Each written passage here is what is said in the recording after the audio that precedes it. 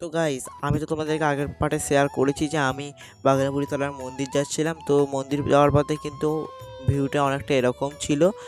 আর আজকে যেহেতু একদমই রোদ করেনি নয়, হালকা রোদ করেছে। তো তার সাথে রোদের সাথে মেঘ করেছে বলে খুব ভালো ওয়েদারটা ছিল। তাই যেতে কোনো কষ্ট হয়নি, কারণ আমাদের বাড়ি থেকে তো বাগানবুড়ি তলার মন্দিরটা 3-4 কিলোমিটার, অন্যবার যেতে খুব কষ্ট হয়, কিন্তু এবারে কষ্ট হয়নি।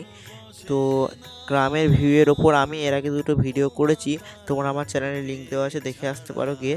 তো তোমাদের সাথে কথা বলতে বলতে আমরা পৌঁছেও গেছি বাগানবুড়ি তলার মন্দির। তো গাইস, আমরা কিন্তু অলরেডি পৌঁছে গেছি বাগানের বুড়ি মায়ের মন্দিরে। পেছনে দেখতে পাচ্ছ, এখানে কিন্তু মা বাগানের বুড়ির মন্দির আমাদের পেছনেই আছে, ঠিক আছে। ওখানে পুজো দিচ্ছে মাইমা, আর আমি তখন একটুখানি বাগানের বুড়ি মন্দিরটা তোমাদেরকে ঘুরে দেখাবো। তো আমাদের সাথে রয়েছে এই দাদু।